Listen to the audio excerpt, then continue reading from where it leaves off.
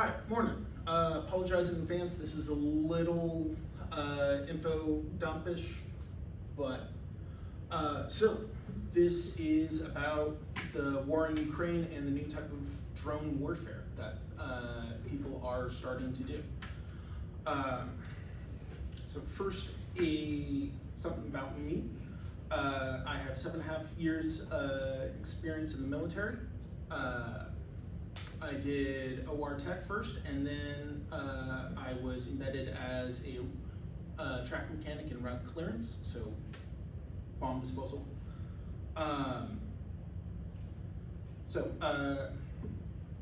This war is going to change warfare pretty much forever in the new century.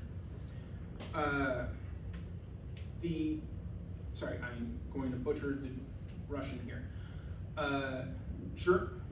General Vladimir Zelensky has stated that the war is started by soldiers and is going to end with teachers. Is going to be started by career soldiers and finished by teachers, engineers, and accountants. So a little history first. So the Ukraine got its independence from Russia in 1991. It was a cornerstone of the Soviet Union, pretty much as you can see with Crimea down in the middle. That is considered a breadbox of the world. It has roughly 50% of the sunflower oil distribution for the entire world, and roughly 15% of Europe's bread market, according to the European Commission as of 2022. Under dubious legal means, the transfer of Crimea was put as the region was given to Ukraine as a symbolic gesture marking its 300th anniversary of a 1654 Treaty of Pereyaslav. I'm horrible with Russian.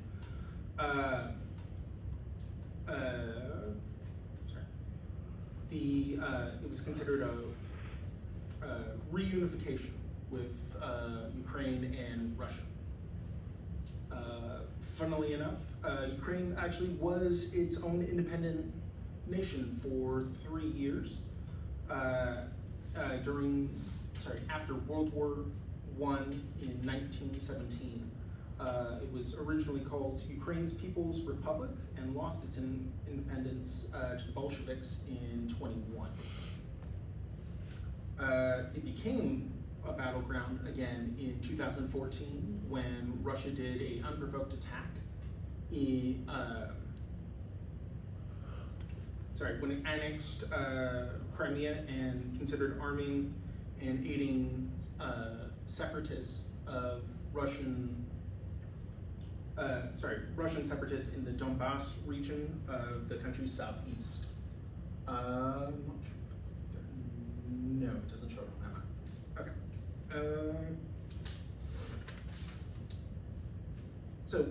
Russia's seizure of Crimea is the first time that any country in Europe has annexed anything since World War II.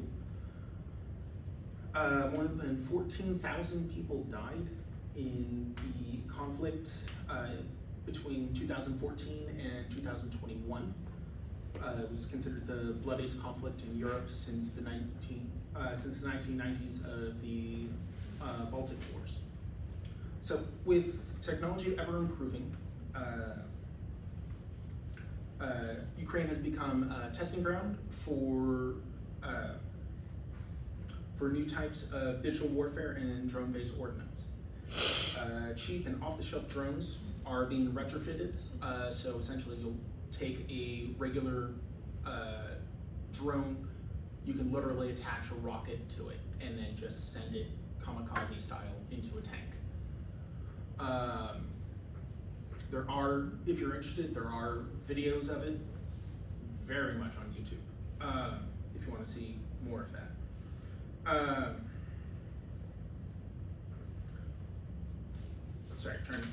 right. So according to the Financial Times, most of the tech sector in Ukraine has actually tech sectors are volunteering for it. There's actually a company called Respeecher. It was actually working on Obi-Wan Kenobi at the time of production when the war came out. They were working.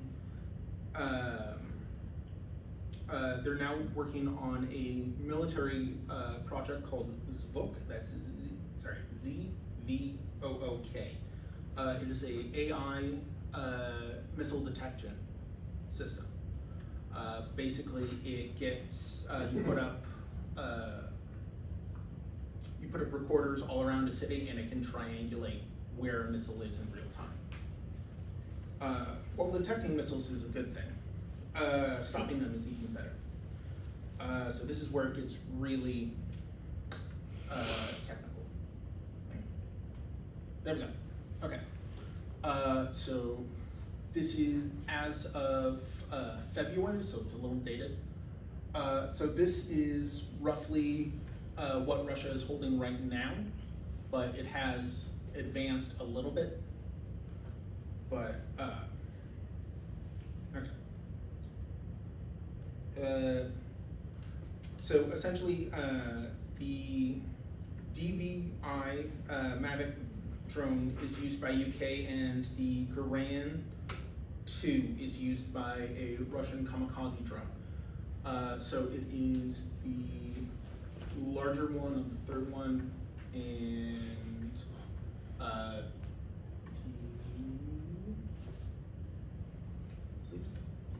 don't think that one's mentioned. Sorry. So Russians are actually seeing drones out of wood and styrofoam to cut down cost. You can these ones are military grade, so their range is roughly 600 miles. But if you're doing a single strike with drones, you can simply make it out of styrofoam and cut the cost down remarkably, because it only costs about $1,000 for all the electronics, because it has to be secure channels and all that jazz for it. So the UVAs, they can actually build one for $200 and $1,500 for electronics, not including the ordnance. So this has become a game changer in Ukraine. Military is called a force multiplier. So Russian tanks roughly cost about 4.5 million. With these, you're basically they're almost getting rid of their tank division in Russia. And I'm going to butcher this name. Ukrainian President Vladimir Zelensky, he actually started a new a new section of the military of drone reconnaissance. Last year there were 7 companies that could sell drones to the military. There are now 5 times that, according to Ukraine's Deputy Prime Minister.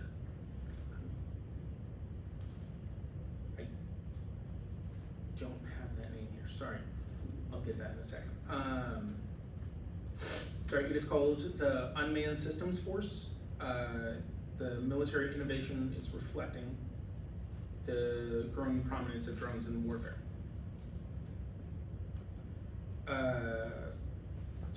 In early 2024, it's very dense stuff. Ukraine's Minister of Digital Transformation, Russia, Mikhail Fedorov, reported that the country's drones had destroyed roughly 73 of Russia's fuel depots and other high-value target systems. Longer-range drones, mostly with the Oran 10 and I believe it was the Elron 3SV, sorry. They did strategic strikes in the Baltic Sea, actually taking out a couple of ships and pretty much destroying Russia's Red Sea fleet. While Ukraine is taking great strides in its drone fleet, let's take a look at Russia's side. So the problem is that there's not actually, it's not known what Russia technically has lost because it doesn't self-report, at least to Western sides of the media. So if you've seen some of the news, and this is dated, that Ukraine has gotten a couple of strikes roughly about 200 miles into Russia's territory for fuel depots and things of this such nature.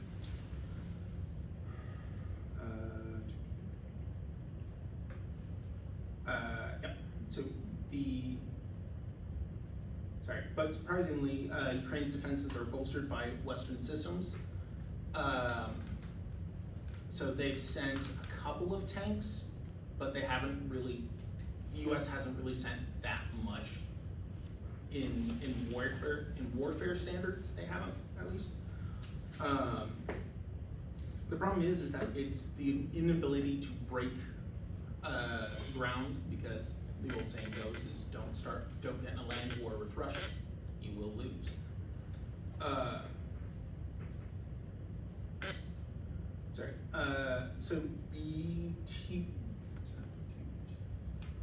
So a couple of these are not shown. So there is a TB2 type that the Russians use to gather. I am tongue-tied today.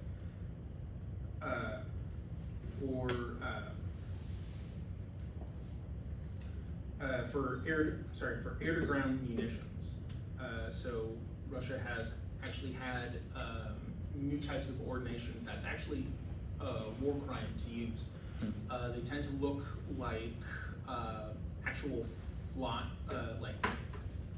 maple leaves, essentially. You can throw them on the ground and it's a landmine. But as for the Russian drone warfare, Russia deploys more ingenious models, such as the Olron and the Olron 10, which looks traditionally like a actual fighter jet, or a plane.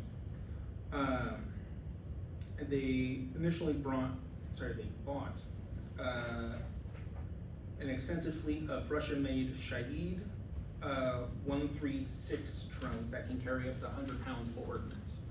An essential that is quite a bit. They have a range of 1,200 miles. Drones can actually play an integral part of humanitarian aid.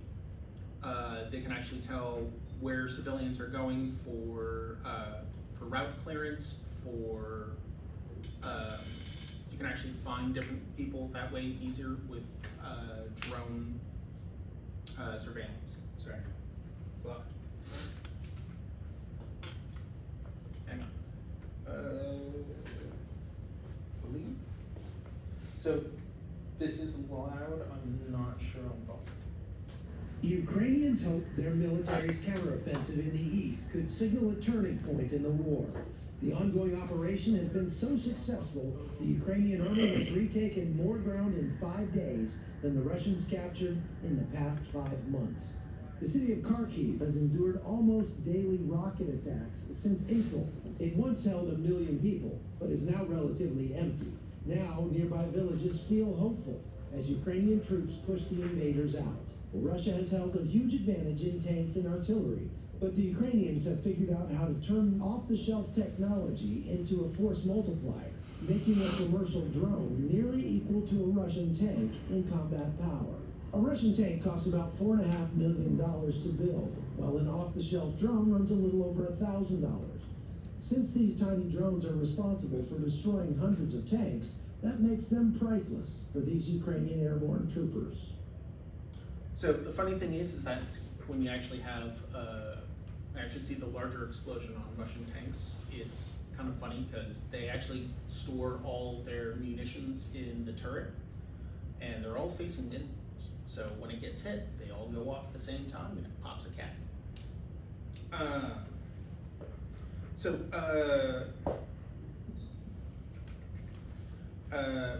So speaking of humanitarian crises, Russian again. Kakhovka hydroelectric dam explosion has essentially caused a war crime. You're not supposed to cause unneeded damage, especially to infrastructure. And as this shows, this is the larger explosion. So from after the flood waters receded, and this is holding up 18 meters or roughly 59 feet of water, and that much basically destroyed everything downstream. So the hydroelectric dam, granted the Russians say that they did nothing wrong, but it was destroyed under their care. So essentially it had a hollow point in the middle of the dam, and the explosion went off essentially in the middle section of it, causing the huge explosion here.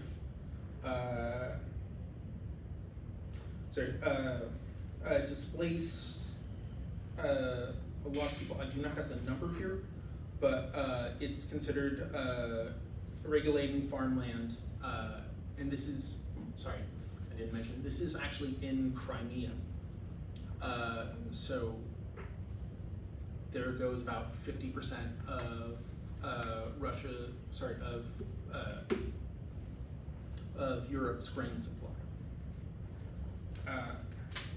In conclusion, many media outlets have been outright pro-Ukraine, not hiding the fact that they support it, especially for the Western world. Vladimir Putin has stated several times that he believes that Ukraine doesn't have the right to exist, which brings proof to the saying that you can't kill an idea. Ukraine has to innovate to win, which is why I believe that they're going to. In conclusion, while war